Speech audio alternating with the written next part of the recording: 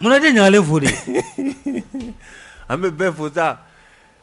ka bɛɛ fo ka bɛɛ don kiramantɔya la yanni guloki min filila a paselen don ka ɲa ka kolen jɛlen don i ka musokɔrɔba i yɛrɛ sanumani sigilen filɛ ɲagalen fo i ka musokɔrɔba de ye guloki den na Jaginɛ ɲagalen fo n tɛ nkalon tigɛ bi ye jumɛn ye c'est vrai ka musokɔrɔba de ye n di yan a fo kɛ n ye nin kala ka n don tellement que a ka ɲi i bɛ dugawu kɛ musokɔrɔba ye ko Ala k'a mɛn an kɔrɔ halisa Ala k'a mɛn an kɔrɔ halisa ɲagalen fo an ka taa an bɛ ɲagalen fo wala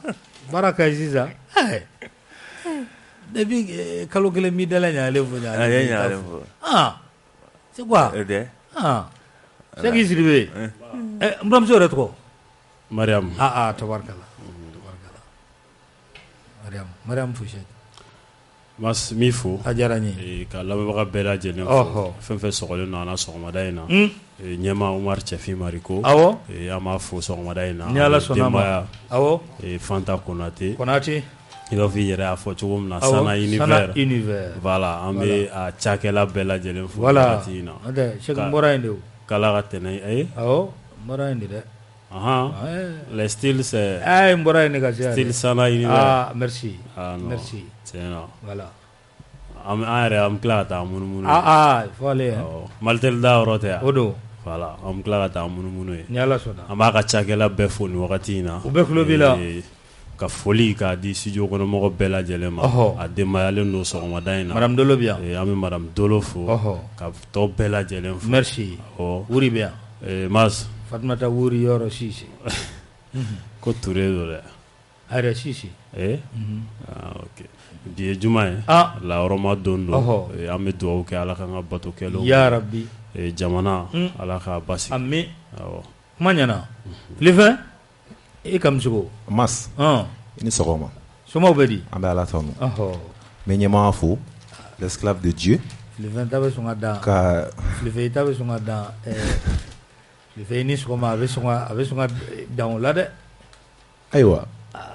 an b'a fo k'an sago Jaginɛ t'a la n ko ɲagale Cheikh t'a la ko Mariam mon chef Filifɛn ta bɛ sɔn ka kɛ musokɔrɔba yɛrɛ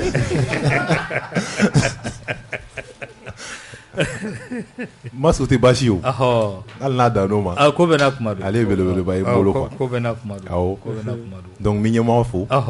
l'esclave de Dieu ka rédaction kɔnɔmɔgɔ bɛɛ lajɛlen fo a n'an lamɛnbaga cɛman ni musoman n bɛ foli kuncɛ an musokɔrɔba yɛrɛ la n'o ye Kasi ye ale ye auditrice fidèle ba de ye an b'a fo ko Ala k'a mɛn an kɔrɔ k'a ka dugawu k'an ye ko bi ye juma ye ne ka foli bɛ d'ale ma tabarikala a bɛ bɛn o a bɛ bɛn i kɔrɔkɛ ye bataki ci n kɔrɔkɛ jumɛn k'i ka woyo fo n kɔrɔkɛ jumɛn o mo ye bataki ci ayi ne tɛ se k'i ka kuma lamɛn k'a kɛ sa e ma ko ne kɔrɔkɛ ya ne kɔrɔkɛ bɛ n ka numéro dɔn ayi ne kɔrɔkɛ kɔni bɛ n ka numéro dɔn o bɛ Filifɛn Cheikh jumɛn b'a duguma obligé de don obligé Filifɛn ne kɔrɔkɛ bɛ n ka numéro dɔn bon n'i m'a di i bɛ kabini di ne ma dɔrɔn ne bɛ taa n'a ye yakwa bon week-end ne ma nin di Baba Muntaka tulo b'an na an bɛ foli d'a ma an b'a fo Muntaka Tall Baba Muntaka k'a ni sɔgɔma an b'a fo e ko cogo di i kɔrɔ ye bataki ci ni ne jagoya ne ka ɲagalen fo k'i yɛrɛ k'a woyo fo an bɛ taa Bigo ma dugujɛ i bɛ taa k'i kɔrɔkɛ ka kuma to wa i ba i kɔrɔkɛ ka kuma kunna ayi e ka kuma wa n kɔrɔkɛ ka kuma ne ka kuma e fɛ yan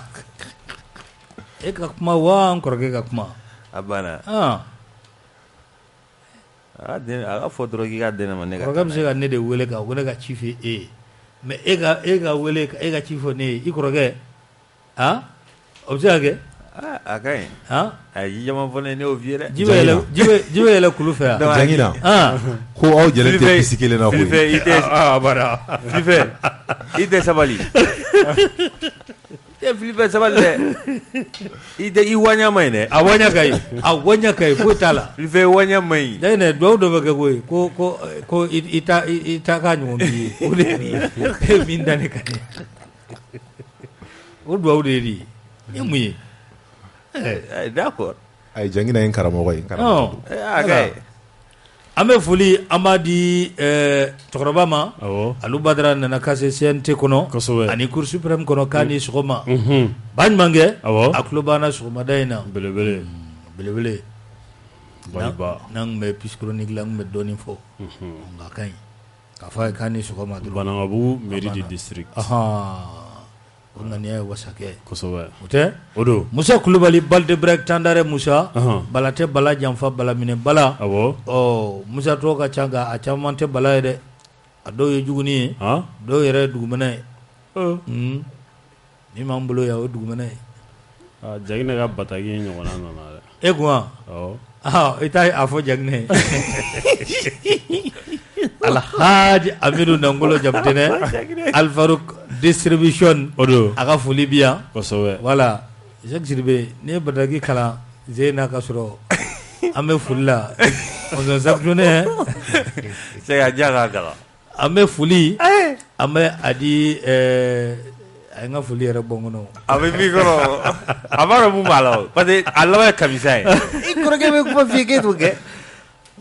ne ba a filɛ nin ye trésor kɔrɔ an bɛ foli ni tɛmɛni k'o lase a ma Ka Tarawele kosɛbɛ Ka Tarawele ni n ba kɔni faamuya dɔɔnin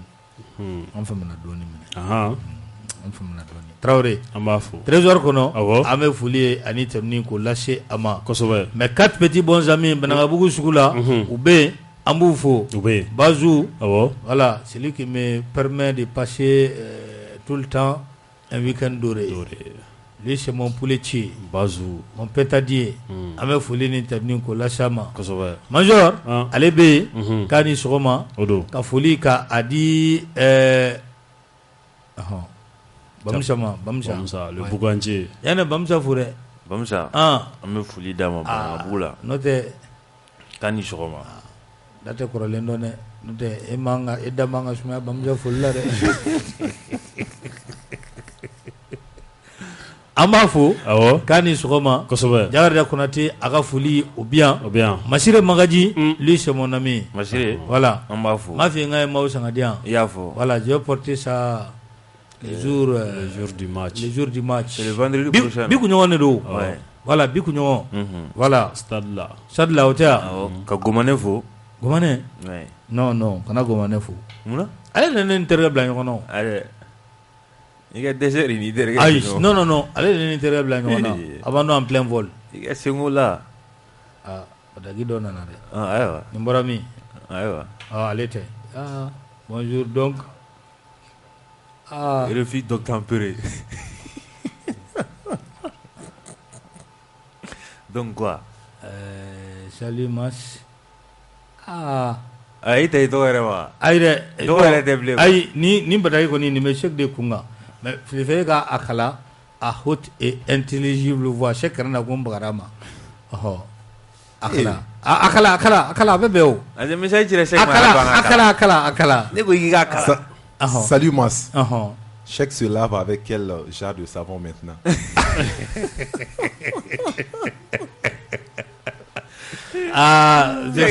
nitigi on s'en suit de près dɛ tiɲɛ yɛrɛ la k'i bɛ ka bili dɛ non Musa ka caméra nɔ don c'est kununi bi tɛ kelen dɛ sabali i b'a dɔn remarque bɛ ka ye hali caméra yɛrɛ la Musa c'est un grand digital a n'a ka cɛ seerew jara olu ka est-ce que nin Musa nɔ ye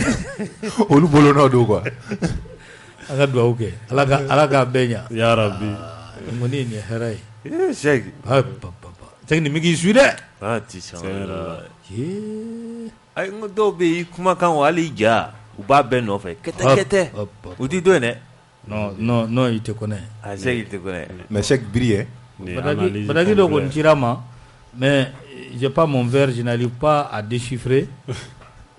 bon n'i ye nin ye dɔrɔn i b'a sɔrɔ nin tɛ k'a ayi non je n'arrive pas à déchiffrer Mas ye dictateur de dictateur cogo di mais je n'arrive pas à déchiffrer ne ka verre tɛ ɲɛ la ni fɛn min t'e arrangé o man ɲi ayi ala m'a fɔ k'a man ɲi sa n ko je n'arrive pas à déchiffrer n y'a di filifɛ ma filifɛ tɛna se k'a kalan Philippe Yimuni Philippe c'est kalange brochure de là c'est que ça fne ko Philippe tra ko kala Philippe ma kalange tableau noir la ça aywa kay nga watia sur brochure de B am nunta sur tableau noir de B okay nada on y va bien muzaga cheninga anniversaire tenme sheruga muzaga kamleni serume da ni ya ali nyama ma jore ko aga anniversaire biere santan kono do sanjo tan kono santan kono ezorore zorore awre fondere ko bibale santan kono do kabe ala fuga barkada no oge mina fla chama shili bi ga do kire la ka pashi di no te ka to ko balle no wo anga famu non tu peux l'inviter hein mi tabawora piscine bi après que tu as parti piscine là on aime ça ouais il fait nager ouais atidiga piscine na ni claude mi discours ma sumalim bogo dima woni ne daga jonne be piscine nettoyer me do ngo dima ñere c'est bien c'est bon c'est bien mais jangi na piscine mako be entretien na de na da ba nettoyer akay ñere do ba ke bana yana ikura ke Musa nyama kro Musa sama ke nyama kro kale fene balai mo balate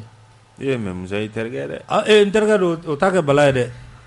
e bolo balati tribe di be matine Musa munga na be ke balai qu'est-ce qu'il a fait Musa beaucoup chamana de qu'est-ce qu'il a fait mais akoni beaucoup chamana ko mais kele ay ni ça te balai d'accord te bi balate chini OK Basiru Sek anga chokroba kosɛbɛ an bɛ foli ni tanuya mo la sa ma Banamabugu la an b'a fo k'an ka musokɔrɔba fo ka foli ka di Fatuma madame Sek merci mon Sek toi tu es bien an b'u bɛɛ fo Sek tu es très bien Alaji Fora Alaji nangolo jamdɛnɛ an bɛ foli an bɛ o di a ma an b'o d'a ma k'a ni sɔgɔma tabarikala Seydou k'i ka fɛɛrɛ kɛ i ka sɔn na Seydou jumɛn Seydou ko ka fɛɛrɛ k'a ka sɔn na voilà bɔlɔlɔ sanfɛ voilà voilà ni faut montrer ça jangne faut montrer ça jangne voilà faut montrer ça jangne voilà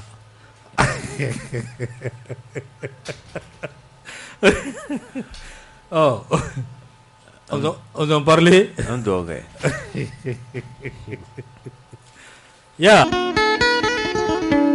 wulikajɔ a bɛ senna an bɛ don min na i ko bi faransiikaw ka minisiri min bɛ ni a bɛ fɔ a ma Jean-Yves Le Drian sitanɛ namaratɔ i b'a ye k'a fɔ an ka jamanaden dɔw ye wulikajɔ kɛ a nɔfɛ k'a yira ko fɛn min ye anw ka passeport an bɛ don min na i ko bi o dilanni ko o bɛ ale ka bolo kan kabini a bɛ waati bɔ kosɛbɛ i b'a ye k'a fɔ jɔyɔrɔ min ni o bɛ ale la Faransi sariya a n'an ka jamana sariya o tɛ yamaruya d'a ma ni ale ka kɛ nin baara nasugu o kɛbaga ye hali n'a sɔrɔ a yɛrɛ tɛ nka ko bɛ a denkɛ bolo denkɛ o ye marché sɔrɔ an ka passeport dilanni marché sɔrɔ k'a sababu kɛ jɔyɔrɔ min bɛ fa bolo o kama a yirala fɛn bɛɛ lajɛlen na k'a fɔ ko a tɛ bɛn bi a tɛ bɛn sini ko tɛ ko min ni ani sariya bɛ taa o kama jɛkulu dɔ b'an fɛ yan a bɛ fɔ min ma ko Maliko o ye wuli ka jɔ kɛ fɛn min ye cɛkɔrɔba in a nɔfɛ ka plainte ko o kɛ a kan cogoya min na a bɛ se ka wele kiiri la ka ko la to a la i b'a ye k'a fɔ a don kofɔlen kama fɛn min ye Maliko a mouvement maaw ye sabula olu de ye a wele kiiri la o farala ɲɔgɔn kan plainte donnen kɔ waati min na an ka jamana kɔnɔla la yan u labɛnnen don ka plainte ka a don Faransi jamana o fana kɔnɔla la nin bɛɛ lajɛlen kɔfɛ plainte min n'u y'a don o tilala ka taa a sɛbɛn ta k'a di an ka ministre de la justice ma n'o o ye Kasonge ye Kasonge ko nin diyara a ye kosɛbɛ ko wa ko jamana n'a jɔ a jɔyɔrɔ la walasa plainte a bɛ se ka baara kɛcogo ɲuman na i b'a ye k'a fɔ fɛn min ye Maliko maaw ye u kɛlen don ka wele bila faso jama ma ni Ala ye tarata don jira an na o tɛ bɛn marisi kalo tile 22 ma wa k'an ka ɲɔgɔn sɔrɔ fan jumɛn na o de ye place des martyrs i b'o yɔrɔ dɔn yana baro do abami tene fena ni jigina pour merci kanyeshi pyramid man net voilà ye u bena bo ninga ira ka fo franchie bara ci jugo minge ku oira Jean-Yves Le Drian abeni komina ninga ofene ka o nyefo mawye o etratai ame jega do de ke ala ko oira na ya rabbi irawolo u be jangne fe bi de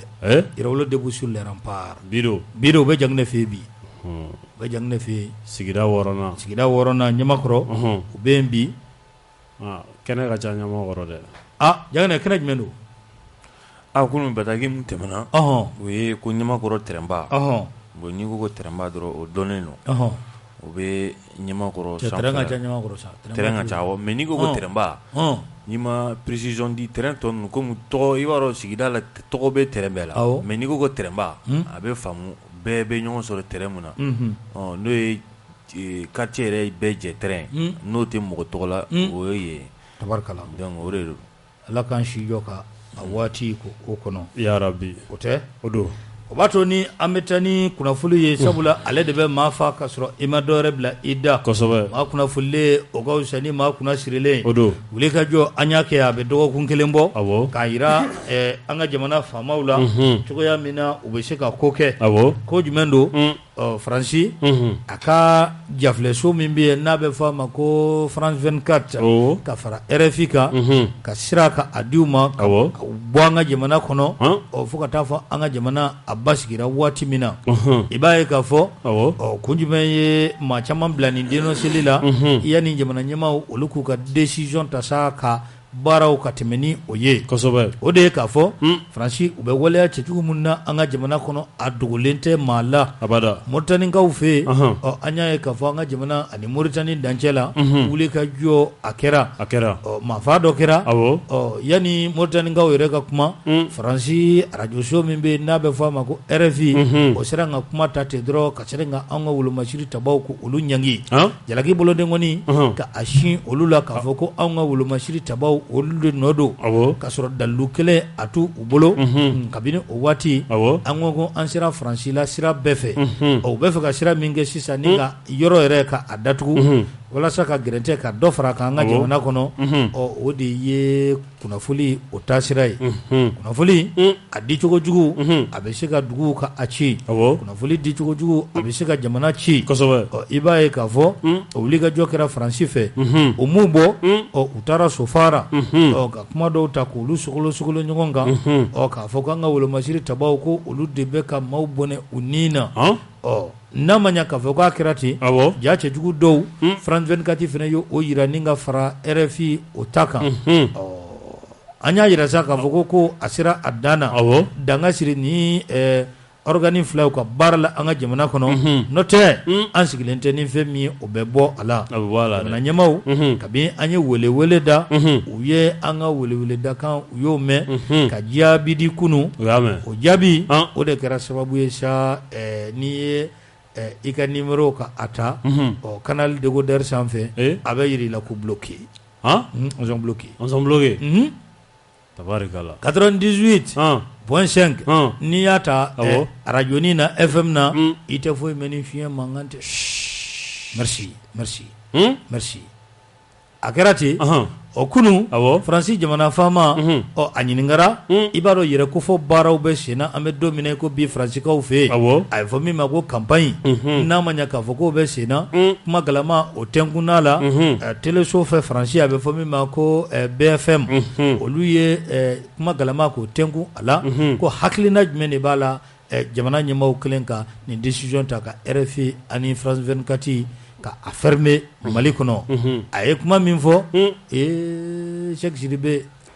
femi siga kumbe dowla alza no tan gumba kalama menao femi siga kumbe dowla asiranga o dafati o de jumai ka fokale de tay CEDEAO o de jumai ka fokale de tay Union Africaine akada le chukomina olube baraka aketi ako ko biso ma daina ka be gana jamana fama ka abu o wele na yo wele o ko Mali ni ko minge ka tebe uluma bi atebe o machine ka be gana fama wele o ku ka sanction reta Mali kama ka do fara korolenga Faransi jamana fama ye nin de fɔ k'a bɛ Gana fama wele o tɛ CEDEAO ɲɛmaa ye bi yan u bɛ se ka gɛrɛntɛ min ta ka asiri anw ka jamana la ko k'o kɛ a ta tɛ CEDEAO ye Janginɛ kuma filɛ nin ye bon Janginɛ e k'i jɔ fɔlɔ Filifɛn e k'i ka hakili jagabɔ k'a kan nin ko kɔni Masa ye min fɔ o kelen de don koyi o don Faransi tɛ se ka ɲɛ anw kɔ an bɛ ka min fana k'u la c'est-à-dire farafin jamana ka nin kɛ olu la a b'u tɔɔrɔ quoi a b'u tɔɔrɔ dɛ u yɛrɛ dama kɔni degelen don u yɛrɛ dama b'a kɛ mais u bɛ k'a ye fɛn dɔ de bɛ ka daminɛ Mali la yan n'u sigira k'a lajɛ n'a avancera jamana caman bɛna tugu Mali kɔ tan don bon Macron ka nin CEDEAO ko ni UEMOA ko an y'a fɔ a mɛnna o depuis yani sanction ka ta ninnu fɛ Faransi de fɔlɔla ka nin sanction ta ka ɲɛsin Mali ma an bɛ embargo kɛ an b'a kɛ tan Faransi de nin bɛɛ fɔ bon an tilala ka o sanction kelen minnu bɔra CEDEAO fan fɛ a kɛra à la lettre de o kelen de tilala ka reconduire ka na a banna Faransi de bɛ nin ko bɛɛ jukɔrɔ a banna u y'a yira sa n'i y'a ta k'a lajɛ o kɔni bɛɛ b'o dɔn jateminɛkɛla bɛɛ b'o dɔn tabarikala Jacques Sidibe an ka marabagaw suro yɛrɛ jabarani na n y'a ye u ye maa caman ɲininka nin waleya in na Mali ye nin sanction mun ni a y'a ta nin media ninnu kama n'o ye France 24 ni RFI ye sabu maa dɔw yɛrɛ y'a jira k'a fɔ ko a ko yɛrɛ kɛra retard la ko tellement u sumayara o mɛna fɔli la u ye o sabula n'i ye u ka waleyaw ta ka jateminɛ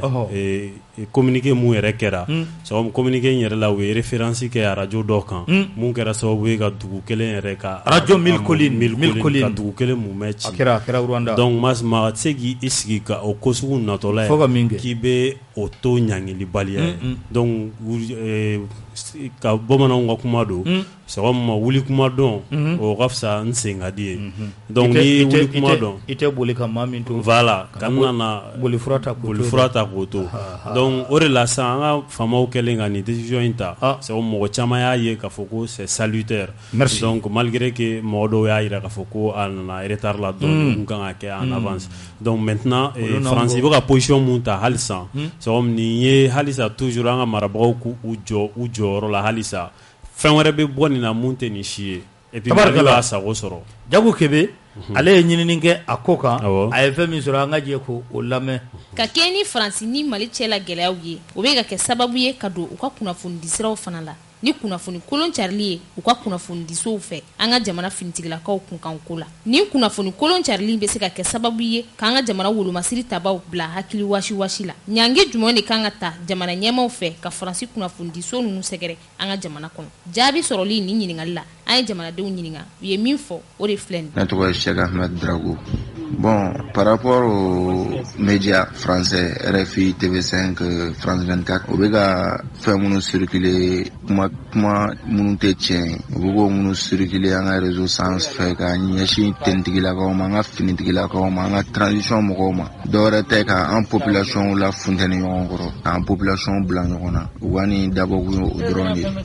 Jamana biseka fengele min taka nyeshu ma média munuma, ou kuka accréditation munula. N'o kɛra sisan kuma datu bolo dugu in kɔnɔ bilen kuma datu bolo bilen jamana kɔni bɛ se k'o k'u la ne kɔni b'a ɲini maliyɛnw fɛ maliyɛn population fɛ maliyɛn jeunes fɛ an ka jɛ an ka kɛ kelen ye an ka bolo di ɲɔgɔn ma an ka na ni fɛn ninnu ta k'a kɛ ko ye an yɛrɛ dama ɲɔgɔn cɛ k'a kɛ polémique dɔ ye an yɛrɛ dama ɲɔgɔn cɛ a bɛ na ni funufunu ye an yɛrɛ dama ɲɔgɔn cɛ ka sɔrɔ kuma minnu tɛ tiɲɛ ye n kɔni b'a ɲini maliyɛnw bɛɛ population bɛɛ fɛ an ka jɛ an ka fara ɲɔgɔn kan an ka kɛ kelen ye an ka jɛ an ka kɛ kelen ye pour que nin ko ninnu kana na anw bila ɲɔgɔn na ka ɲɛsin an ka transition ma n bɔra kuma kɔnɔna la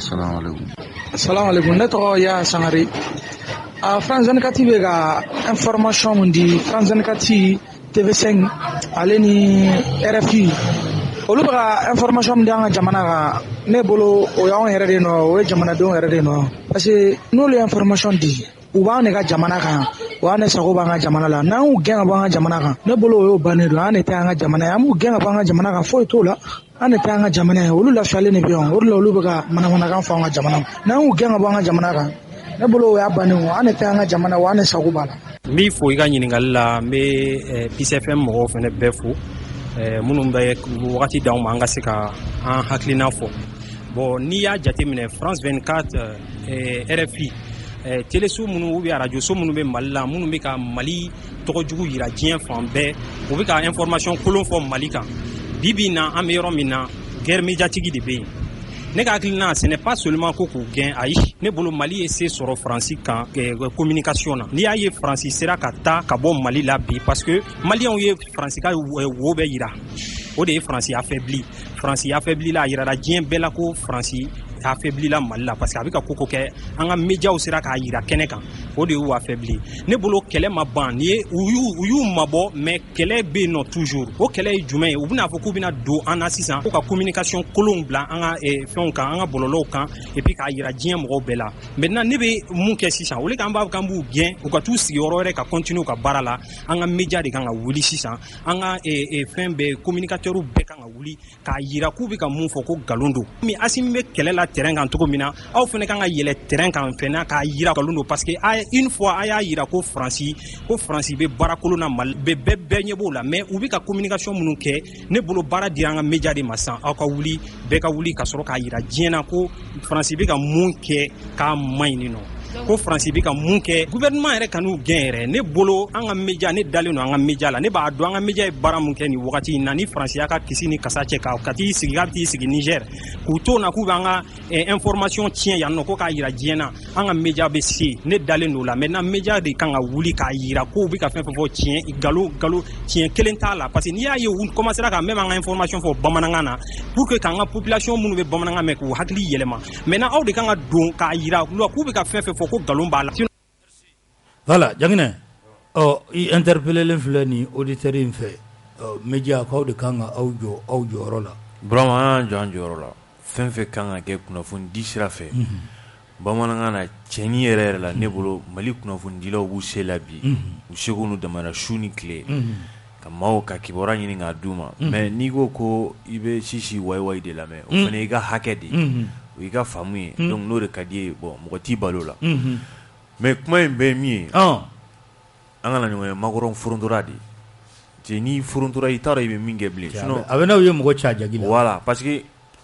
lawale i b'a ye k'a fɔ Faransi jamana faama kɔrɔ bɛ mun kɛ dogo la makɔrɔn ta a dɛsɛra espérance tanya b'a la hakili dɔgɔ y'a sɔrɔ f'a y'a da kɛnɛ kan tiɲɛ yɛrɛ la an de bɛ ninnu commandé donc maintenant a yɛrɛ an bɛ kuma mun fɔ k'a fɔ ko farafinna jamana ɲɛmɔgɔ dɔw bɛ yen ko Faransi ka sous-préfet de don ou bien des gouverneurs donc a bɛ fɛ ka da kɛnɛ kan k'a yir'u la k'a fɔ non c'est des sous-préfets voilà ko tan ko kelen t'a jɛ parce que n y'a jateminɛ dɔw ye kuma dɔw fɔ yan nɔ hakili Arama Jabate de don ko n'an m'an kɔlɔsi ko Faransi tubabu jamanaw bɛ fɛ ka na ni colonisation cogo suguya wɛrɛ donc bon n'an m'an kɔlɔsi dɛ nin y'a kɛtɔ ye ça c'est mental voilà gwɛgwɛ ɲɛ an b'aw mara diyagoya a bɛ sɔn an ta ma n'an ma sɔn o ma ni mun ka d'an ye an b'o k'aw la parce que fanga b'a la parce que i t'a faamu deux poids et deux mesures Faransi fɛn fɛn bɛ yen ko a fɔ ko bɛ guerre tiɲɛ fɔ Irisi kun kan n'o bɛ Irisi sankɔrɔta di Irisi ma don Faransi y'o bɛɛ datugu o kɛra dɛ donc mais anw fɛ yan nɔ an ye RFI datugu Faransi ko non k'an bɛ ka liberté d'expression k'an bɛ ka dankari o la liberté d'expression ni mun bɛ bɛn olu ma a ko juguma yɔrɔ ye min ye olu ka faamu i bɛ yan kunnafonidila dɔw sɔrɔ ɔ minnu fana bɛ nin kuma ka a jɛw bolo sinon an ka maison de la presse n'o ye kunnafonidilaw ka soba ye communiqué kɛra u ye communiqué min kɛ communiqué in jɛlen a jɛlen don dɛ a ka di i b'a ko tori tigɛ a communiqué ka di ɔ a bɛ jamana ɲɛmaaw a bɛ u dɛmɛ u ka baara la kosɛbɛ fo ka taa fɔ a to ten on prend acte an y'a mɛn wa bɛɛ ka baara kɛcogo la jamana ka lafiya kama bɛ sɔrɔ sira mun fɛ o de fɔra ka da kibaruya in kan merci donc ne bolo liberté d'expression kana taa kɛ n'a bɛ ne arranger a ka ɲi mais n'a tɛ ne arranger a man ɲi mais o tɛ liberté d'expression ye dɛ mun ka di ye i b'o k'i ka jamana la ye fɛn fɛn bɛ yen k'a fɔ k'o bɛ ɲuman fɔ Poutine k'a y'o bɛɛ datugu mais aw tɛ ka ɲuman fɔ an kan an ko k'aw ta la jɔ aw ko ko liberté d'expression k'an bɛ k'o bafouer k'an bɛ fɛ ko ka na dans les années kirikara dɔwɛrɛ tɛ koyi i b'a kalan n b'i lasumuli fitinin kɛ Faransi tatɔ don mais a fɔra u yɛrɛ ko k'u bɛ minɛnw cɛ n'u ye minɛnw cɛ mun de bɛna kɛ donc fo a ka fɔ k'olu tun bɛ yan nɔ olu tun bɛ fɛn dɔ la yan nɔ donc an ka ɲɛmɔgɔ minnu bɛ yan ani jamanaden dɔw bɛ yan olu ko k'olu tun tɛ fɛn na yan o dɔrɔn o de ye bandi Faransi ye donc n'olu taara ko vide bɛ kɛ fo vide de ka kɛ diyagoya bon ni vide tɛ yen mun bɛna kɛ tuguni k'a fɔ dɔrɔn ko Mali bɛ ka se dɔw ma maa dɔw bɛ yen ko u yɛrɛ ɲuman ko exaction u ka fɔcogo la u yɛrɛ de y'a fɔ. An tɛmɛ n'o yɔrɔ kan. N'o y'o fɔ sisan nɔ Faransi ka famille u bɛ taa résolution wɛrɛ ni Nations Unies na ka na ko Mali bɛ ka civil faga donc olu bɛ se ka don cogoya min na parce que taali man d'u ye u bɛ balo la yan de u du kuma ko ta k'u tɛ fɛn sɔrɔ yan i bɛ miliyari don jamana min na i tɛ fɛn sɔrɔ a la k'i ka taa i ko k'i tɛ taa. A tɛ taa. mais mun kɛra. Yanni o dun tɛ taa dɛ. Ni da tugura i ta mun. Bon Jangina k'i ka kuma in yɛrɛ sɔn ji la liberté d'expression ko kuma in tiɲɛ yɛrɛ tɛ. Ayi tiɲɛ tɛ sa. A tɛ se ka appliquer diɲɛ jamana foyi la. Bɛɛ tɛ se ka kuma bɛɛ da tɛ se ka don jamana ko la o tɛ se ka kɛ quoi. Ala mun fɛ yan bamanan bɛɛ tɛ don bulon kɔnɔ. O tɛ se ka kɛ o tɛ se ka kɛ. Bɛɛ tɛ don c'est pas permis. O tɛ se ka kɛ. An bɛ taa n'a ma ɲɛ k'a fɔ ko an bɛ taa i b'a ye k'a fɔ wulikajɔ a bɛ sen na bi Kiruni a bɛ ka kɛ Bamanci bula bɛ ka don a la. Kosɛbɛ. O hukumu kɔnɔ an ka minisiri min bɛ yen n'ale ka caw ɲɛsinnen don fɔ ka bɛn o sabatili la fasodenw ani ni ɲɔgɔn cɛ n'a bɛ fɔ a ma ko ministre de la réconciliation colonel major Ismaïla Ouagé a ye taama kɛ ni ka taa Gawukaw olu fɛ yen CSP n'o ye fɛn min ye kulu marifatigiw olu ka fara ɲɔgɔn kan kulu ye fɛn min ye u ye baara dɔ sigi sen kan o baara ko o de tun kan ka kɛ Gawukaw olu fɛ yen baara kɔni a daminɛra ka baara kuncɛ nka bɛɛ ma kɛ ko la dɛ bɛɛ ma k'a la minisiri n'a ka délégation u seginna ka na minisiri a ye tagali min kɛ Italikaw fɛ yen maaw hakili b'a la Rome min kɛra ye o de ye k'a fɔ CSP a ka don an ka jamana yɛrɛ ka hukumu o kɔnɔla la jamana ka a ɲɛmaaya ta baara ka kɛ ni o ye n'a ma ɲɛ k'a fɔ ko jamana b'a a ɲɛmaaya ta ka tila ka baara kɛ a kɛcogo la a fɔra ko CSP min bɛ yen ko kalo kelen o kɔfɛ Itali ko kɔfɛ ko mandat ko o bɛ ban ni mandat banna CSP a bɛ ci ka a walankata jamana yɛrɛ bɛ don n'o ye gouvernement ye ka tila ka a ko ka a ɲɛmaaya ta bɛn kɛra o de kan Italikaw fɛ yen n'a ma ɲɛ k'a fɔ ko bɔ kɛra Itali kalo kelen tɛmɛna a fɔra ko ka sigi ka a kɛ anw fɛ yan Mali la CSP ɲɛmaaw ani gouvernement u ka sigi u ka kuma bɛn ka kɛ fɛn dɔ la CSP a ɲɛmaaya gouvernement k'a ta ni ka baara kɛ ni o ye kunna sini a baaraw olu daminɛra ka kunun k'a la u ma ɲɛ a la ninnu ko u tɛ u sɛbɛkɔrɔ tɛ ko fɛn min ye ɲɛmaaya k'a tɛ di gouvernement ma minisiri a kɔni seginna ka na k'a sɔrɔ bɛn ma kɛ o la hali n'o y'a sɔrɔ bɛn kɛra fɛn dɔw kan nka kuma yɛrɛ fanba kun ye min ye CSP ka a walankata a ɲɛmaaya k'o di fɛn min ye gouvernement ma o ma kɛ hali dɔɔni minisiri yɛrɛ seginna ka na ka sɔrɔ bɛn ma k'o kan ninnu ko u tɛ sɔn o ma mun de bɛ fɔ sisan Jangɛnɛ mugu de bɛ taa mais ni m'o fɔ ne b'o fɔ hali sunɔgɔ dɔ ɲini la wuli ma Burama an b'u ladon république kɔnɔ Sami ma ye kuma min fana donc an y'a fɔ dimanche k'u tulo lafa fiɲɛ la dewu kɛcogo t'a la n'o tɛ Burama Kidali m'a sɔrɔ ninnu bolo ni ntigigafɔ ye koyi ntigigafɔ m'a sɔrɔ yɛlɛ kɔni m'a sɔrɔ yɛlɛ m'a sɔrɔ nisɔndiya m'a sɔrɔ tagama m'a sɔrɔ Ouagé filɛ taa ni ka segin min na nin o m'a sɔrɔ donc o taa ni ka segin dɔ kɛra mugu marifa cira donc marifa cilen kɔfɛ ni kuma ɲɔgɔnnaw de kɛra donc Mali bɛ a ɲinina bi na an b'u kɛru yɛrɛ de kɛ k'u kɛru wallahi k'u kɛru an bɛ juma labɛn mɛ kala la a ka bon ka kalima kuma tɛ Kidali sɔrɔ ɲɛji ni jeli de bɛ Kidali sɔrɔ an bɛ dugawu de kɛ Ala k'a daja Mali armée la sinon o de b'a sɔrɔ kɛcogo foyi t'a la Kilifa fana hakilina yan mugu de bɛ ci yan ninnu kɔni marifatigiw de don u tɛgɛ kɔrɔtalen ni marifa de sanfɛ minisiri kɔni ka taa parce que ale bɛ réconciliation de kunna ka taa kumu fɛ o ye diyagoya ye mais ninnu t'o mɛn u t'a mɛn u tɛ se k'o mɛn o an ye fɛn dɔ de daminɛ ani farifagati bɛn bilen quoi n'u tɛ sɔn an k'o kɛru o don dɛ Chaque jɛ b'i bolo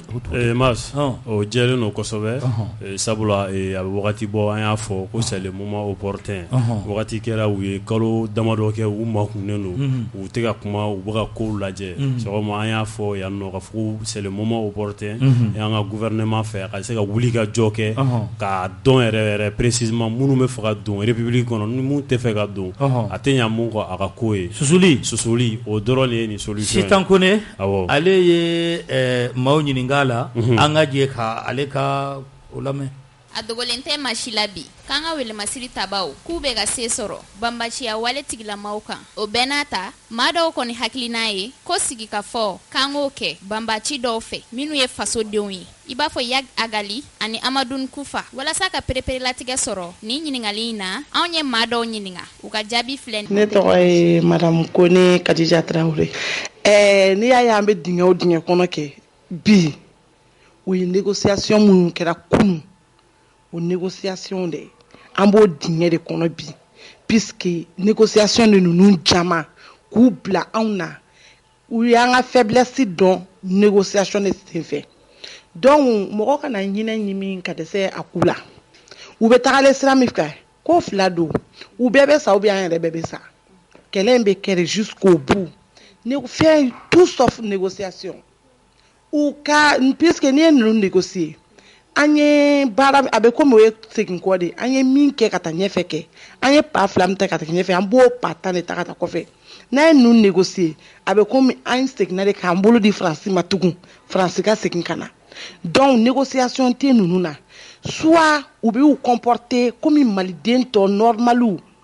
n'i bɛ Mali fɛ maliden bɛɛ ye kelen a ɲuman na ou bien u ka Mali bila soit u su o dɔrɔn kuma fɔ ne tɔgɔ ye Yakuba Kone bon ne ka hakili la kɔni sigiman kan ka kɛ n'u ye ka a fɔ k'i bɛ négocier ni Yadi ni Kufa ye munna Mali ye jamana ye n'a fɔra ko siya religion bɛɛ ka kan jamana min na n'a fɔra ko islamiste dɔw ou bien ko djihadistes n'olu yɛrɛ dama bɛ fɛ ka na k'a fɔ ko u bɛ sigi ko u sagona fɛn kɛ par exemple k'a fɔ ko n'i ye suɲɛli kɛ i bolo bɛ tigɛ i ka panneau kurusi panneau don bon vraiment ne ka laɲini tɛ an bɛna sigi an bɛ mun de fɔ n'u ye sisan n'an bɛna se ka bɛn o kan Mali bɛɛ ka kɛ silamɛdugu ye est-ce que o bɛ se ka kɛ wa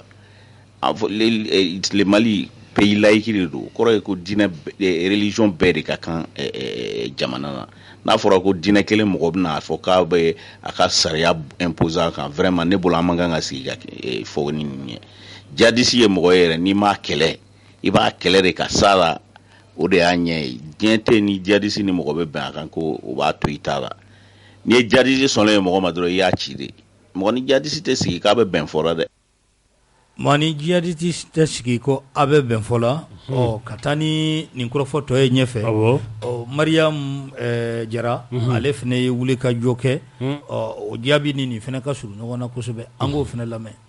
Ni y'a tile damadɔ ye kulu marifatigiw ani banbagaci wale kɛbagaw olu bɛ ɲɔgɔn na an ka jamana kɔrɔyan fan fɛ dugu caman na an ka wolomasiri tabagaw olu jɔyɔrɔ bɛ se ka kɛ mun ye ni kɛlɛ in na ni ɲininkali an y'a kɛ maa damadɔ la u ye jaabi min di an ka jɛnko lamɛn minnu ye accord signé ka don olu ye accord signé nata dɔ de kama et puis ils ont été un peu contraints de signer l'accord maintenant ceux qui n'ont pas signé l'accord qui se déclarent terroristes je pense que olu fana bɛ maintenant ni u bilala ɲɔgɔn na l'armée ne doit pas rester neutre si l'armée a le pouvoir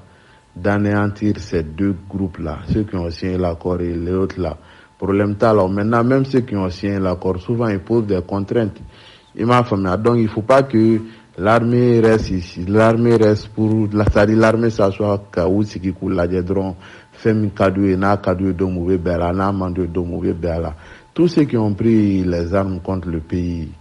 a bɛɛ jamana jugu de o mɔgɔ mɔgɔ ye marifa ta jamana kama a bɛɛ jamana jugu de mɔgɔ mɔgɔ ye marifa ta armée kama armée jugu de armée man ka sigi k'u lajɔ u ye accord signé kun dɔ de kama e n'o kun ma se peut-être wagati dɔw la i bɛ accord signé kun dɔ kama a donni kama a bɛ se ka lawaleya maintenant accord fɛnɛ ma se ka lawaleya don min ni yɔrɔ dɔw bɛ accord kɔnɔ n'o ma se ka lawaleya don min a bɛ se ka kɛ fɛnɛ olu fɛnɛ bɛ dimi ka marifa ta ninnu fɛnɛ ka fara terroristes kan armée kama fɛnɛ et puis nous ni armée farala ɲɔgɔn kan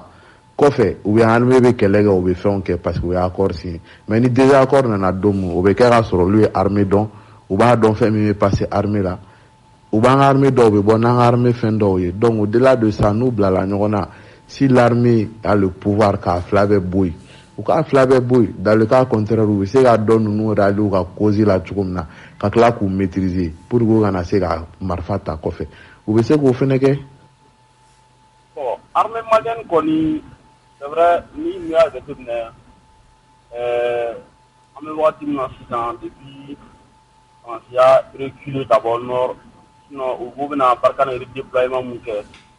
il faut kɛra n tulo b'a la mankan bɛ jihadistes ni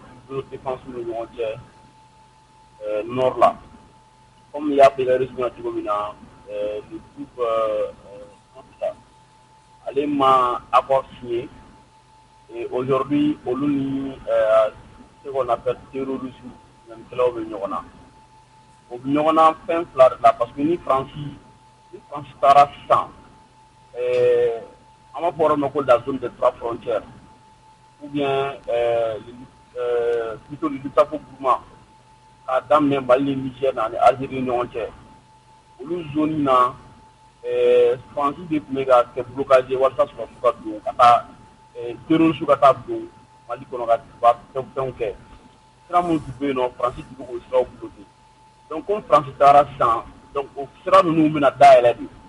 bon ninnu bɛna bɛ ka kɛlɛ de kɛ sisan walasa jɔn ni jɔn bɛna ni place ninnu sɔrɔ walasa ka don ka trafiquants minɛnw ni ka fɛn kikɛraw ye kɔnɔna la parce que bɛɛ bɛ k'i yɛrɛ positionner de sisan ni Faransi taara u bɛ fɛ ka position sɔrɔ terrain kan parce que bɛɛ kan ka terrain de maîtriser. Voilà. Oh, jangine ni ye Mariam Kanyini ni ye. Oh, Sambourba Aleko, moi à la place du président colonel Assimi, je procède au désarmement de ces bandits armés. S'ils les refusent un matin, je les bombarde en justifiant que c'est des terroristes. Bonne journée. Mais à quoi clenenu faut? À quoi clenenu? Wallah clenenu. Tabarkala. Parce que mas nous n'avons que rien de que. Mas frati nani kirunite o. Fra fuite nani kirunite. Et abe jamana kono che intervenant laban mun kilala ni o ye kuma min fɔ sisan no Faransi taatɔ mun filɛ nin yɔrɔ kibaruya dɔw y'a yira k'a fɔ ko Faransi n'u kun bɛnnen la Faransi bɛ ka yaala ka yɔrɔ dɔw positionnement kɛcogo yir'u la o kibaruya dira ko don n'a nataw la ni mun bɔra la ko o bɛna di o la a fɔra ko tagabaga tɛ fɛn ɲuman kɛ a fɔra dɛ a fɔra donc ça veut dire que o kuma fɔli a tɛ bali mɔgɔ wala mɔgɔ bɛ jateminɛ kɛ k'a fɔ ko Faransi ni ninnu bɛ ko dɔ la walasa u ka se k'u positionner ka ɲɛ n'olu taara o la n y'a fɔ Faransi vide tɛ yen mais n'a taara fɛ vide ka kɛ yen vide bɛ kɛ cogo di parce que n'i ye jateminɛ kɛ mɛnaka yɔrɔ minnu bɛ ka fɔ an ka mɔgɔ armée bɛ yen nɔ ko policiers bɛ yen nɔ gardes bɛ yen mais u cantonné don u tɛ se ka bɔ kan kɔnɔ c'est ka sababu kɛ Faransi ka laɲini juguya ye ka ɲɛsin anw ma mais ninnu mouvement de bɛ patrouille kɛ bi bi in na ninnu y'a dɔn ko Faransi bɛna taa Mali y'a yɛrɛ ka fɔ Faransi opération dɔ bɛ Faransi se k'olu kɛ bilen Faransi yɛrɛ sɔnnen ninnu ma donc EGS wulila ka baara la donc u ni EGS karila ɲɔgɔn na dadigi kɛr'u la donc Mali bɛ cogo min na bi armée minɛnw bɛ ɲini ka d'a ma k'a tɔ jo a bɛ sankɔrɔta min na bi n'o sankɔrɔta ni dɔ bɛ fara o kan cogo min na o ye Kidali k'a minɛ mugu ni kisɛ ye cɛ ye kuma bataki mun ci ma sisan nɔ k'u wele karisa i n'a fɔ communauté internationale yɛrɛ dɛsɛlen don yɔrɔ mun na k'a fɔ ko ninnu filɛ nin k'u ka marifa bila u ka segin ka na république kɔnɔ ne y'o fɔ n ko accord signé ko an ka accord signé ko in dabila accord de signé a tɛ nafa ɲɛ koyi an ka plan de développement durable dɔ ka kɛ dɔrɔn mun bɛ jamana yɛrɛ bɛɛ bɔ nɔgɔ la parce que Kidali dɔrɔn tɛ o Kayi sanu bɛ bɔ yen mais bi ne ye Kayikaw ta k'a lajɛ gɛlɛya caman bɛ yen jamana in fan bɛɛ gɛlɛya bɛ yɔrɔ bɛɛ la mais n'a fɔra ko i ka marifa de brandi sanfɛ k'i se yira walima ka yala diɲɛ kɔnɔ k'a fɔ k'anw de ka dɔgɔ ko de la ko ni jɔnmaya bɛ ka kana k'a sɔrɔ nkolonfin baarakɛbaliya nɔ de don an ATT ye minɛn baden ta ka taa n'a ye yɔrɔ in na wagati dɔw la ko ka sɛnɛ ni fɛnw yiriwa u y'a bɛɛ feere Mopti yan dɔw bɔra ka n'a bɛɛ feere ɲɔnɔ mais n'olu bɛ baara la mun na aw tɛ baara kɛ Mali tɛ karafin ka jamana ye ko a sɔn tan k'a fɔ k'i bɛ wari ta k'o di maa dɔw ma u b'a dun donc fo kɛruni yɛrɛ de ka kɛ kɛruni de bɛ kɛ Burama cɛ ye kuma min f'i ye k'a f'i ye karisa na ni marifa ye ni nana ni marifa ye démobilisation désarmement et réinsertion ni mun sɔnna ka don o kɔnɔ tabarikala n'i ma sɔn i tɛ don o kɔnɔ i bɛ bunte comme terroriste filifɛ fana ta ye ka k'u bunte yan nin accord in yɛrɛ a tɛ se ka appliquer quoi accord min kɔnɔfɛn ma dɔn an bɛ état min na sisan an bɛ état de force de la quoi fanga de b'an na sisan koyi fanga de b'an na sisan n'an taara taabolo kan an kan k'a kɛ a bɛ ta an ka dabada de ma an bɛ position de force de la wajibi donc an de kan ka lamɛn sisan ni marifa de bɛ bila minnu bɛ marifa bila ka na fara an kan la porte est ouverte minnu sigilen ni marifa ye on va répondre par les armes c'est la solution an bɛ wagati min na sisan o dɔrɔn de don nin ko ninnu bɛna mɔgɔw senna sumaya de i b'u wuli wagatiw yɛrɛ jate minɛ u b'a position wagatiw de don u bɛ période de jate minɛ an ye Faransi tagaliko kuma fɔ dɔrɔn ninnu panna ka wuli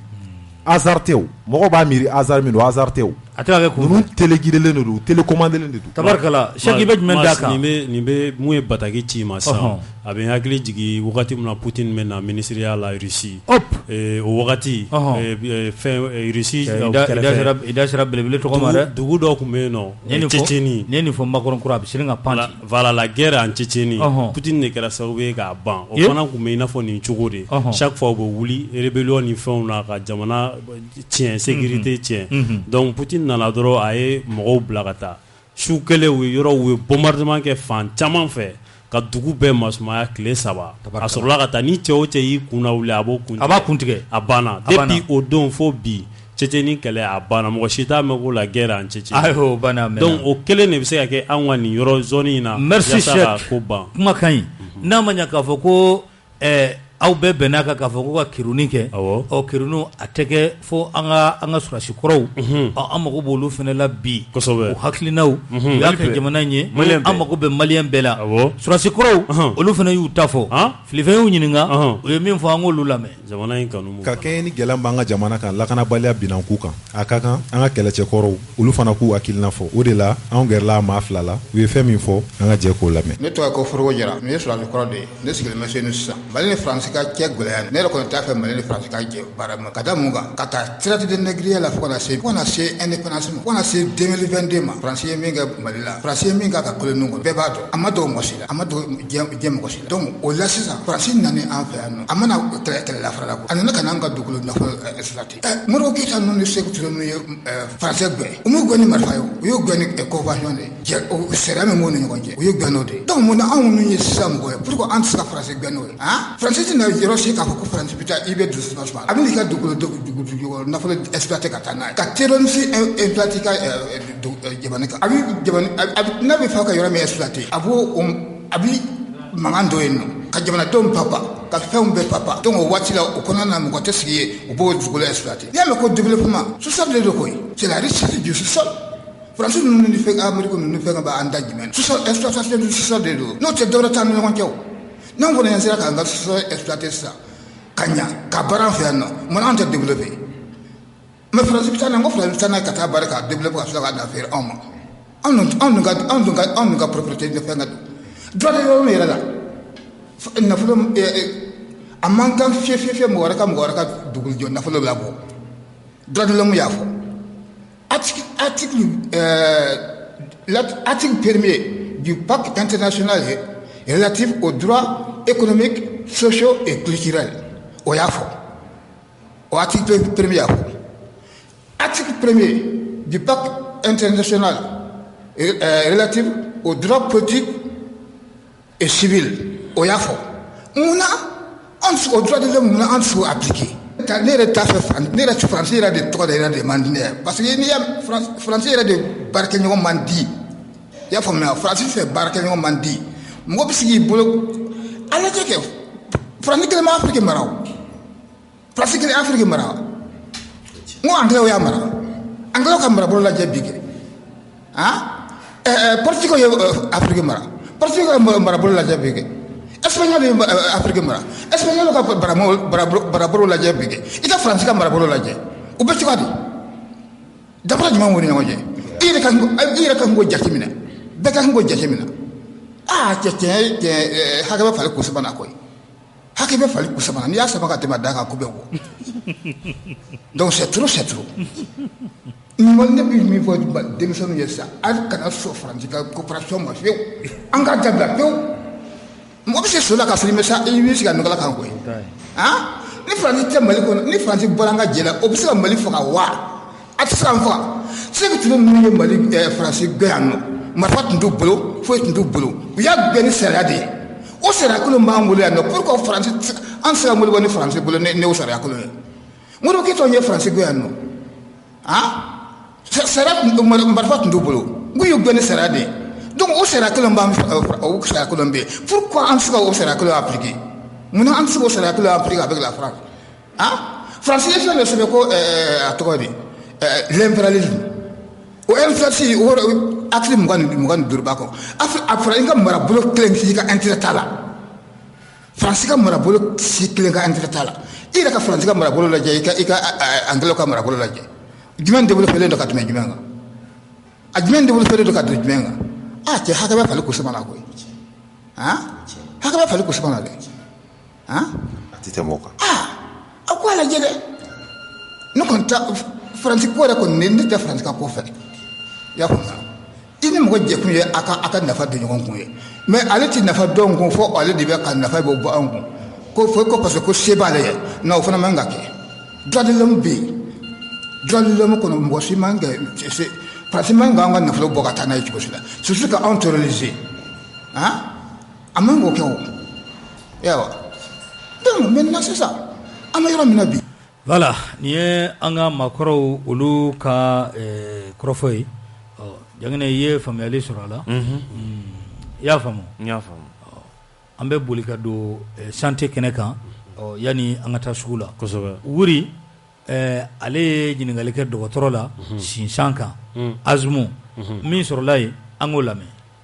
Sinsan ye nɛnɛkili fereke bana ye min carilen don kosɛbɛ an ka jamana kɔnɔ. O hukumu kɔnɔna na an wulila ka se Dr Sangare ma walasa a ka ɲɛfɔli k'an ye bana in kan. An ka jɛ k'a lamɛn. An garisɛgɛ donna bana la an b'a fɔ min ma ko asthme. Asthme ye bana kodɔnlen an yɛrɛ fɛ yen farafinna yan. A tɔgɔ ye bamanankan na ko sinsan. Sinsan ale ye fugofugola bana ye ninakili la bana fɛnɛ don. A bana kodɔnnen don an fɛ yen. O la sa a ɲɛfɔli bɛ nɔgɔya an bolo la kosɛbɛ. Dɔgɔtɔrɔ ka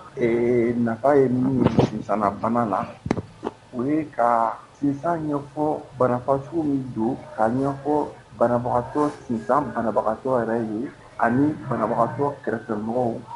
ani banabagatɔ somɔgɔw. Sinsan bɛ ɲɛf'u ɲɛna ni sinsan a bana wulila tuma min na a bɛ se ka kunbɛn cogo min na. Sinsan an b'a fɔ ko garisɛgɛla bana don. Garisɛgɛla bana don parce que ale ni bana tɔw tɛ kelen ye. Bana dɔw bɛ yen nɔ olu bɛ sɔrɔ banakisɛ fɛ ou bien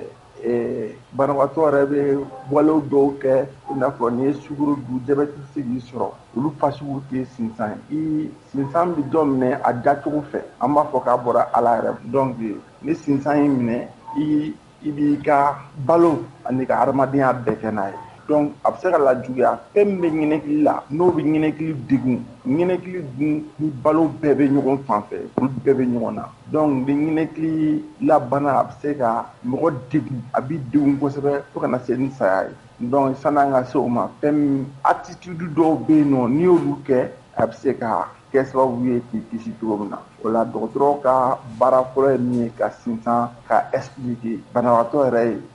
banabagatɔ somɔgɔw ye banabagatɔ kɛrɛfɛmɔgɔw ye u ka sinsan dɔn. Ale yɛrɛ n'i y'a dɔn a tɛ kɛ kojugu y'i fɛ i bɛ se ka balo bɛɛ kɛ n'a ye tɔɔrɔ a ka ca Ala fɛ. Merci Dr Sangare wuri ka wuli ka jɔ don an bɛ taa sugu la an bɛ na. Ale de bɛ maa fa ka sɔrɔ i ma dɔwɛrɛ bila i da kosɛbɛ maa kunnafolilen a ka wusa ni maa kunna sirilen ka taa ni kunnafoliw ye an bɛ foli an b'a di Alasani ma an bɛ don min ko bi an ka jamana kɔnɔ ka bɔ Faransi ka se yan an bɛ foli ni tanu ko o lase a ma jamukan in a tɛ pan kunna a ka d'a ye kosɛbɛ an b'a fo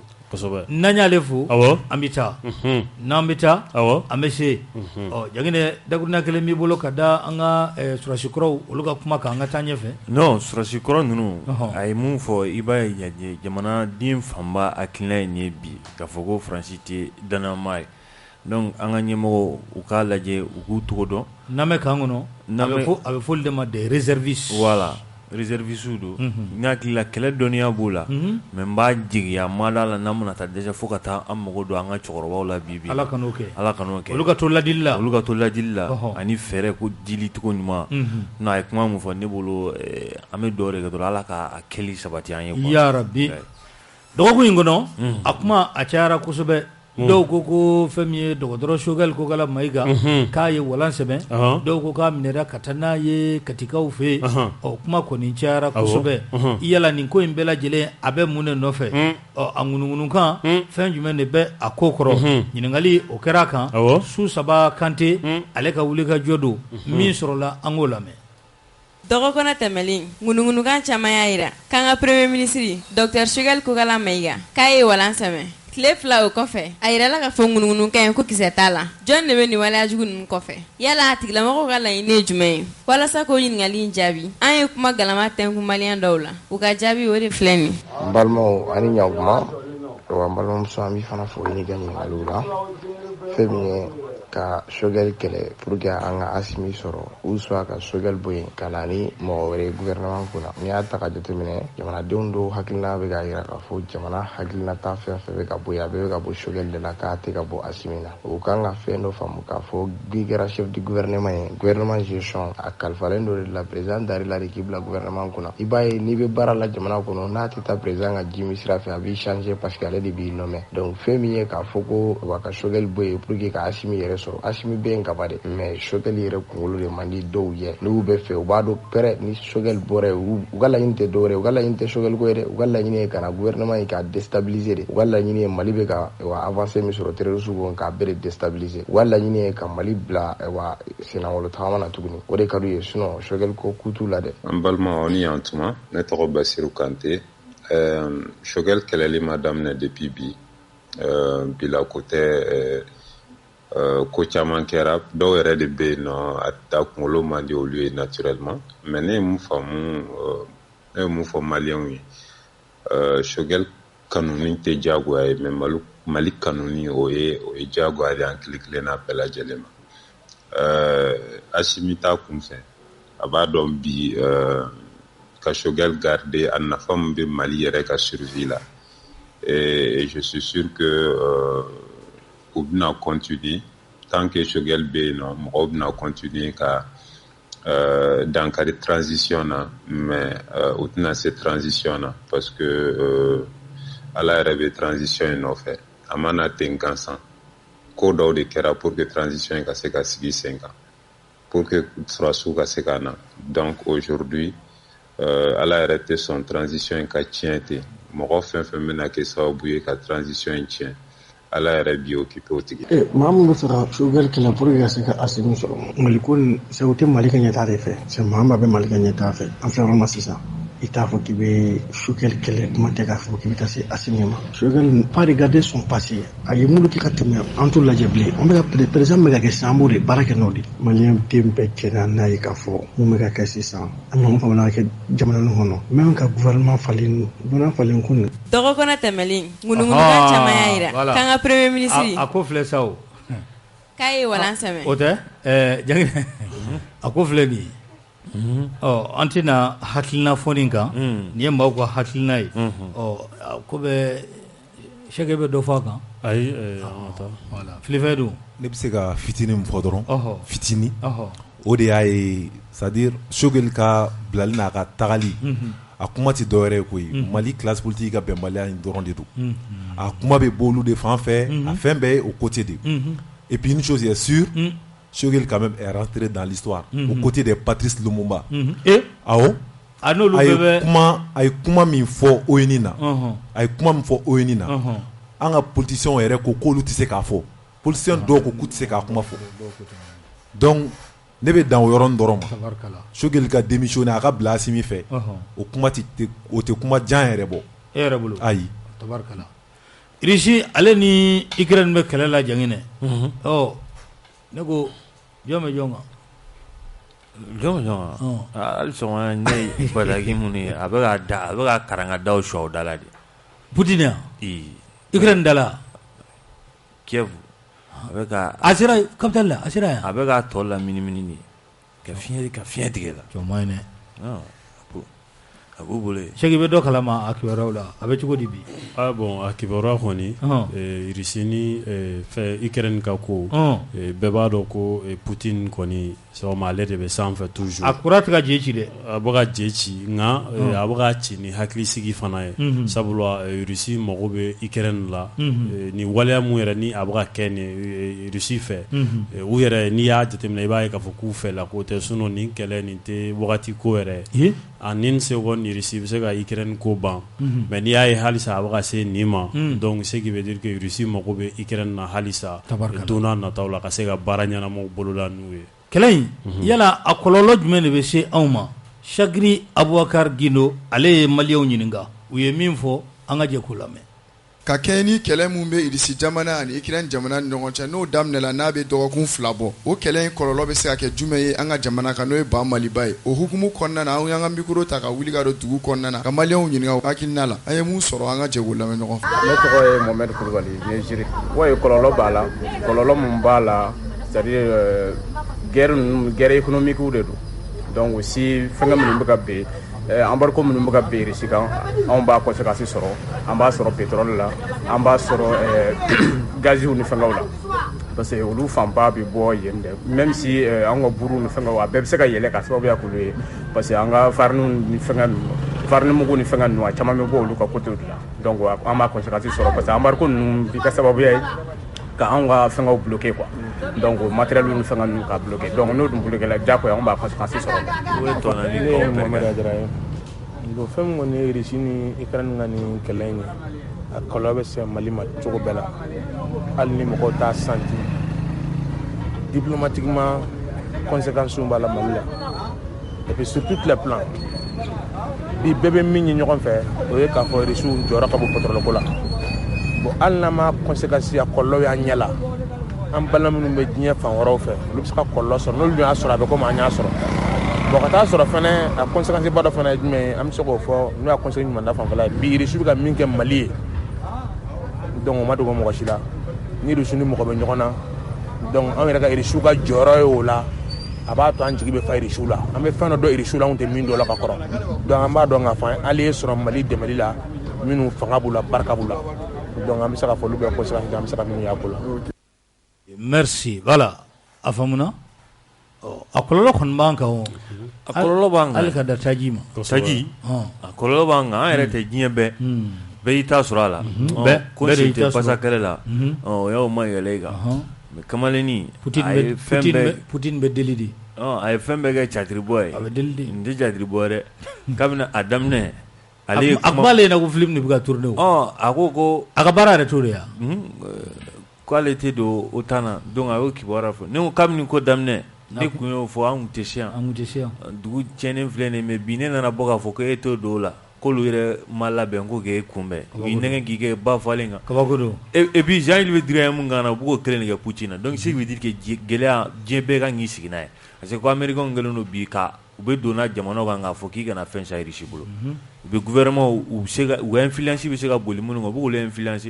tiɲɛ tɛ diɲɛ kɔnɔ quoi tiɲɛ tɛ. Bonjour, que les autorités annulent la limite d'âge pour le recrutement. À mon avis, en ces temps de crise, l'État doit enrôler tout volontaire pour libérer le pays. Kyoria Fledi.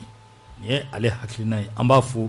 ni waati in na. An ka jamana an ye jɔyɔrɔ fɔlɔ ta kɔɔri sɛnɛ la ko o kɛra kɔɔri la ɔ Mali jɔyɔrɔ kɔrɔ min tun b'an bolo n'o ye jɔyɔrɔ fɔlɔ ye ɔ an ye o ta hali n'o y'a sɔrɔ san laban ninnu na olu ma diya na kosɛbɛ place kɔrɔ an nana a ta ka wuli ni a saraba ye ɲinan mun de kan ka kɛ walasa jɔyɔrɔ in kana tila an ka jamana la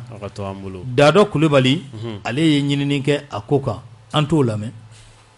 Ɲinan an ka jamana fasoba Maliba a wulila ni k'a jɔ ni jɔyɔrɔ fɔlɔ ye farafina bunankun kan kɔɔri sɛnɛ ta fanfɛla la yala mun de ka kan ka kɛ jɔyɔrɔ in ka to an bolo kudayi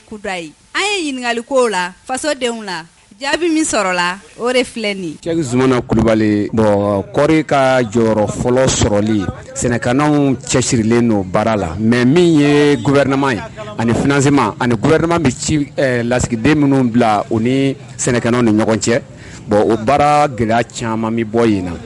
bon i bɛ taa sɔrɔ parce que kɔɔri problème ye min ye ani sɛnɛ yɛrɛ problème ye min ye sɛnɛ mago bɛ matériel minnu na a kan k'o sɔrɔ wagati min kɔnɔ bon n'a ma o sɔrɔ dɔrɔn donc i b'a ye baara bɛ kɛ tɔ k'a jɛ ye bon olu bɛ mɔgɔ minnu bila ka taa médiateur i n'a fɔ gouvernement ni sɛnɛkɛlaw ni ɲɔgɔn cɛ u bɛ mɔgɔ minnu bila olu ni ɲɔgɔn cɛ a très généralement caman bɛ o tɛ sɛnɛko ɲɛdɔn bon sɛnɛ bɛ don tanni dɔ kɔnɔ a bɛ bɔ tanni dɔ kɔnɔ bon n'a ma janto olu la k'olu kɔlɔsi o ka k'a kɛ kuma na dɔrɔn donc tiɲɛni bɛ don minnu bɛ terrain kan forotigiw tiɲɛni bɛ don olu kun bon ni tiɲɛni donna olu kun aw ye minnu ci bon olu tɛ ko ɲɛdɔn o tɛ ka taa ko k'a kɛcogo la donc finalement olu bɛna fɛn de fɔ ou bien ka fɛn sɛbɛn min tɛ tiɲɛ ye quoi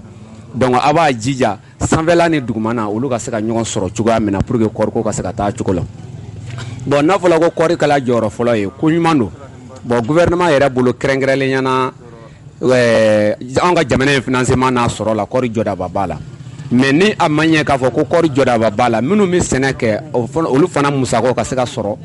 mais min bɛ se ka kɛ sababu ye ni kɔriko tɛ segin kɔfɛ bon n'a fɔra e y'i ka san sɛnɛ bɛɛ kɛ k'a ban donc k'i ka financement bɛɛ kɛ i y'an engrais sɔrɔ retard la bon soit i y'an engrais sɔrɔ prix la a sɔrɔla prix a ma sɔrɔ prix nɔgɔman na a sɔrɔla retard la a tɛ nafa ɲɛ i ka sɛnɛ bon e b'i ka sɛnɛ min kɛ e b'i ka san sɛnɛ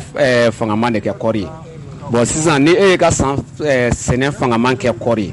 bon ni o kɔri fana bɔla ka t'o feere k'a fɔ ko nafolo segila ka na e ma a tɛ se k'e ka mago yɛrɛ dilan pewu bon e bɛna mun de kɛ sa wɛrɛ e bɛ fɛɛrɛ de kɛ e bɛ se ka i ka denbaya n'i ka musaka sɔrɔ min na. Ne tɔgɔ Lamɛni Dunbiya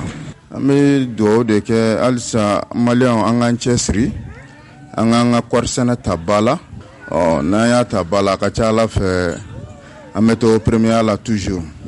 gouvernement k'i hakili to kɔɔri sɛnɛlaw la kɔɔri sɛnɛlaw yɛrɛ fana k'u hakili to u ka baaraw la parce que hadamaden n'i cɛsirila i bɛ k'i yɛrɛ sago ye ni i ma cɛsiri fana i bɛ baara min kɛ a bɛ kɛ tɔkajɛ ye bon ne kɔni hakili la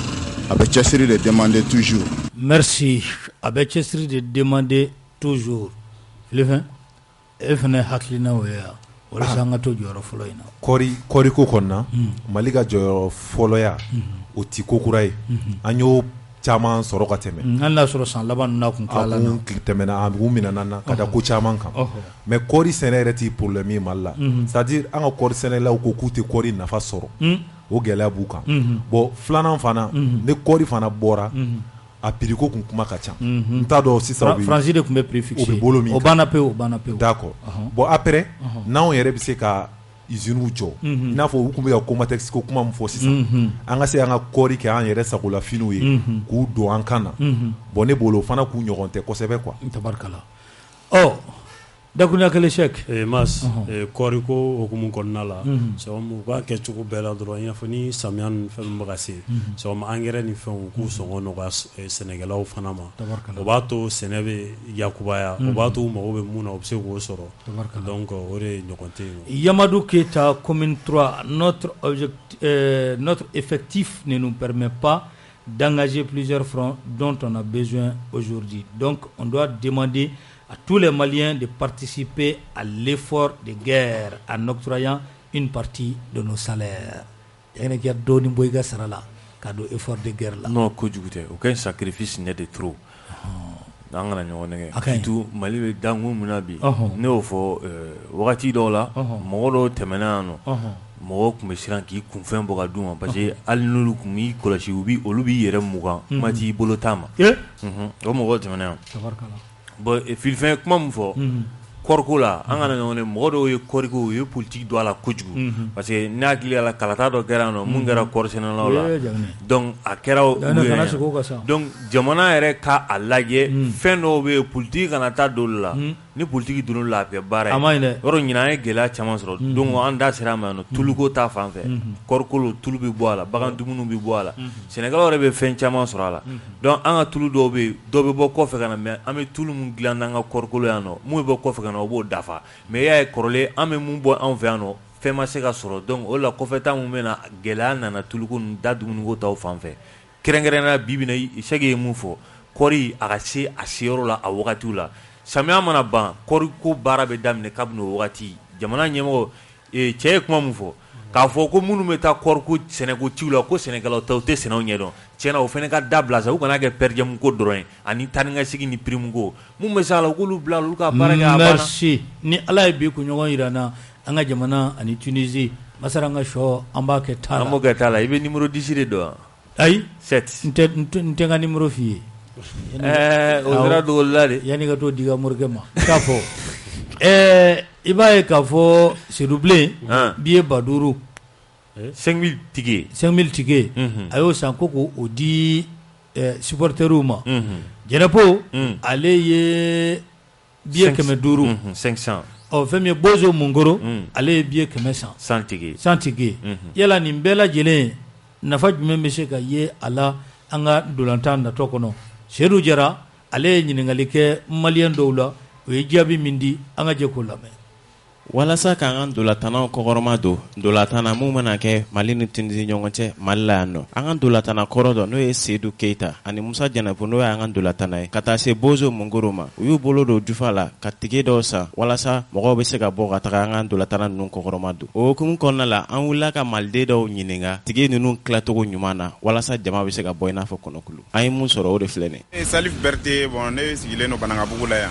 Bon ne bolo hakilina min la fɛn bie bɛ se ka sɔrɔ joona ka mɔgɔw labɔ parce que a ka di mɔgɔ caman ye ka taa ballon lajɛ mais an bɛ bie sɔrɔ cogo di ɲininkali de bɛ yen donc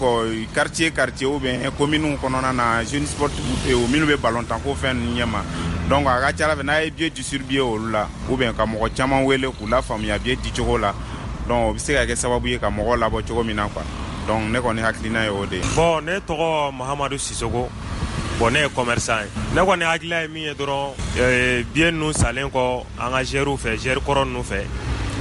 bon fédération ka se ka caravaniw ni fɛnw kɛ pour que mɔgɔw ka se ka bɔ a kalama kosɛbɛ quoi ka se ka publicitéw kɛ joona yanni match don yɛrɛ cɛ mɔgɔw ka se ka bɔ a kalama u ka bɔ ka taa gɛriw soutenir terrain na o de kɔni ye ne hakilila ye. Merci Diagne Tunisienkaw ka lisi bɔra dɛ lisi bɔra dɛ. Tunisienkaw ka lisi bɔra. I ma lisi ye. Ɲa ye. Ils ont vu. Ɲa ye. C'est comment? Bon u ka ténor kɔni b'a la Wabi Kadiri b'a la Youssef Masakini b'a la Matulutiw b'a la caman b'a la dɛ. Mamu Matuluti a b'a la donc c'est des ténors moi hali n'a sɔrɔ ale ni Masakini u si b'a la ka janfa mais Bɔlɔntan na Espérance fɛnɛ b'a la tabarikala mais mun ye ne nisɔndiya tiɲɛna i ye mun fɔ halal olu mɔgɔw kɛlen k'an wele an taara olu ka conférence presse la Bamakɔ kura tiɲɛna foli bɛ d'u ma a kari drapeau y'a labɔ an kana ɲɔgɔn Bamakɔ kura wallahi drapeau très bien tiɲɛna drapeau y'a kari labɔ ka a b'a kari kɔnɔ yɛrɛ i bɛ yirijuw ye drapeau de kelen bɛ k'u laminimini a ka ɲi dugu yɛrɛ kɔnɔ quoi tabarikala Cheikh ne ko yasa ka di ye yasa a bɛ dilan ni mun ye yasa jaba a bɛ dilan ni jaba yɛrɛ jaba a sɔngɔko bɛ dakun min na bi madame Dolo ye sɛgɛsɛgɛli k'o la an ka jɛ k'a lamɛn. Jaba ye nafɛn ye min bɔlen don kosɛbɛ an bɛ wagati min i n'a fɔ sisan yala a sɔngɔko o bɛ cogo di sugu la walasa ka ɲininkali ka jaabi sɔrɔ ale la an y'an ka kuma galama tɛnku jaba feerela dɔw la olu bɛ ɲɛfɔli k'an ye an ka jɛ k'olu lamɛn. E tɔgɔ ko Kayatu Dunbiya jaba kɔni a n'a bɛ ka tobi sa parce que 60 ta bɛ yen 50 ta bɛ yen 45 ta bɛ yen a bɛ se ka tobi sisan yanni wagati wɛrɛ tɛ jaba kumaba 60 50 bɔn jaba misɛnnin o fana 50 60 sisan sɔngɔ kɔni bɛɛ bɛ se ka dɔ dun na fantan o faama bɛɛ bɛ se ka dɔ dun na sisan a sɔngɔ 50 bɛ yen 60 bɛ yen 40 bɛ yen o ye jaba kumaba jaba misɛnnin o ye 70 60 o kɔni t'aw ye a ye sisan gɛlɛya t'a kɔnɔ gɛlɛya foyi t'a kɔnɔ sisan jaba dun kɔfɛ n'a yɛrɛ ta banna n'a yɛrɛ ka sɛnɛ ta banna kɔni k'a bila kɔfɛ ta la gɛlɛya dɔɔni b'o kɔnɔna na parce que o dun ye mɔgɔ kelen kelen ye an b'a dun sa mɛ k'a kɛ an b'a dun sisan cogoya min na an se ka dun. Tɔgɔ ni jamu a jara Siribe jaba kumaba ye 50 ye an kɔrɔ ye 40 misɛnmani an b'o ta 55 n b'o fɛ 80 sisan kɔni an bɛ yɔrɔ min na jaba yɛlɛnna ye dɔɔni n bɛ débrouiller de. Merci voilà Cheikh an bɛɛ bɛ se ka yasa dun sisan kosɛbɛ sisan bɛɛ bɛ se ka Tidi yanni sɛma ka di yasa sɛma ka di non kamima de ka di a kamima de ka di a kami ni ye kami kala ça c'est bon yasa ka di kɔrɔkɛ ya bon an ka n kɔrɔkɛ to ye fɔlɔ an ka taa manani ko bunakun kan an ka sɔrɔ ka segin ka na manani fimani a ko caman bɛɛ bi dɛ madame Jara ka wuli ka jɔ don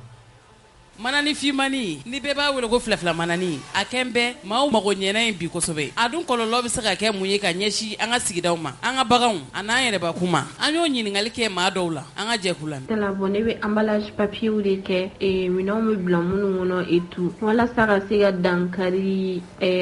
mana forokow la et tout a n'a kɔlɔlɔ mɔgɔw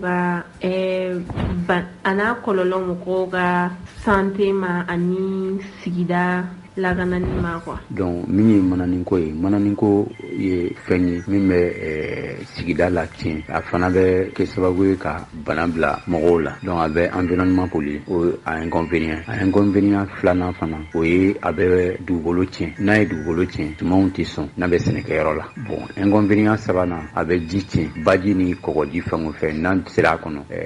jɛgɛw b'a dun ni jɛgɛw b'a dun ka ba yɛlɛma donc a bɛ kɛ sababu ye ka ji kɔnɔfɛnw fana tiɲɛ bon min ye manani finman ye kɛrɛnkɛrɛnnenya manani finman yɛrɛ kɔlɔlɔ ka bon puisque manani finman yɛrɛ dɔw bi ba yɛlɛma ka kɛ fɛn wɛrɛ mais manani finman tɛ ba yɛlɛma ka kɛ fosi ye fɔ ni a kɛra pavé an b'a fɔ min ma ko pavé bon o dun kɛbaga man ca donc manani finman kɔlɔlɔ yɛrɛ ka bon ale fana ka ca bon mɔgɔw mago bɛ ale la ka cɛya puisque fɛn sugu bɛɛ bɛ k'a kɔnɔ bon manani nafa o bi mɔgɔw bolo bi o ye a bɛ kɛ emballage de ye emballage tɛ fɛn wɛrɛ n'i taara butiki la n'i ye sanni kɛ butiki b'a di ma k'i ka fɛn k'a kɔnɔ o manani yɛrɛ ye nafa ye mais a kɔlɔlɔ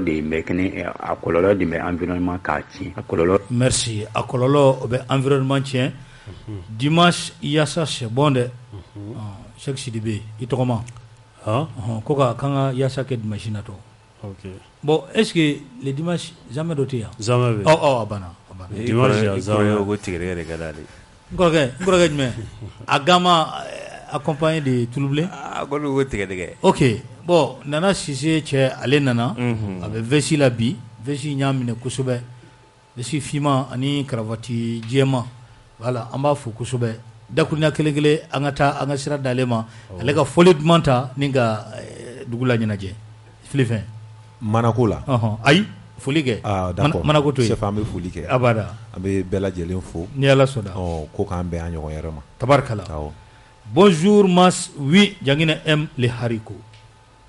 No tiɲɛ. A sɛbɛnnen bɛ yan. Voilà a sɛbɛnnen. Mas ka bɛɛ fo. Kiburankɛ de y'ale. Ɲagalen kɔrɔkɛ sɔgɔlen don Grand Direct la.